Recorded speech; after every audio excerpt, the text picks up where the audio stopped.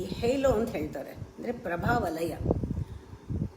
ಒಂದು ಫ್ಯಾಕ್ಟ್ ಮೇಲೆ, ಇದು ಸತ್ಯ ಅಲ್ಲ, ಒಂದು ಫ್ಯಾಕ್ಟ್, ಅದು ಟ್ರೂತ್ ಅಲ್ಲ, ಒಂದು ಫ್ಯಾಕ್ಟ್ ಮೇಲೆ ನಾವೇ ಒಂದು ಪ್ರಭಾವಲಯವನ್ನು ಎಲ್ಲರಿಗೂ ಸೃಷ್ಟಿ ಮಾಡ್ತೀವಿ.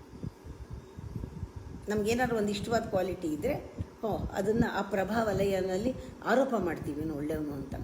ಲೈಕ್ ಒಳ್ಳೆ ಕೆಲಸ ಮಾಡ್ತಾ ಇದ್ದ ಅವನ ಪ್ರಭಾವಲಯದಲ್ಲಿ ನಾವು ಅವನು ತುಂಬ ಒಳ್ಳೆಯವನು ಅಂತ ಆರೋಪ ಮಾಡ್ತೀವಿ.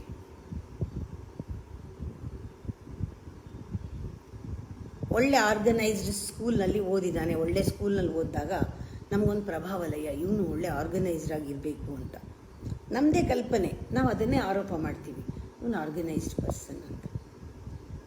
ಕೆಲವು ಕ್ವಾಲಿಟಿ ನೋಡ್ತೀವಿ, ಅವನು ಸ್ಯಾಡ್ ಸಾಂಗ್ ತುಂಬ ಇಷ್ಟಪಡ್ತಾನೆ, ಟ್ರ್ಯಾಜಿಡಿ ಇಷ್ಟಪಡ್ತಾನೆ, ಅವನ ಹ್ಯಾಲೋನಲ್ಲಿ ಅವನು ನೋಡಿದಾಗೆಲ್ಲ ನಮಗೆ ಅದು ಒಪಿನಿಯನ್, ಇವನು ಬರೀ ಸೈಂಟಿಫಿಕ್ಕು, ಬರೀ ಸ್ಟೂಡಿಯಸ್ಸು, ಅವನ ಕ್ರಿಯೇಟಿವಿಟಿ ಇಲ್ಲ, ಅವನು ಬರೀ ಹೀಗೆ ಎಲ್ಲ ನಮ್ಮದೇ.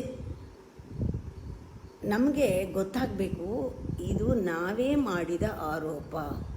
ಅಷ್ಟು ಇಷ್ಟು ಗೊತ್ತಿರೋದು ತೊಗೊಂಡು ನಾವೇ ಮಾಡಿದ್ದೀವಿ ಇದನ್ನು. ನಿಜವಾಗ್ಲೂ ಅವನೇನು ಅಂತ ನನಗೆ ಗೊತ್ತಿಲ್ಲ, ಇದು ಬರೀ ಫ್ಯಾಕ್ಟ್ಸ್ ಮಾತ್ರ.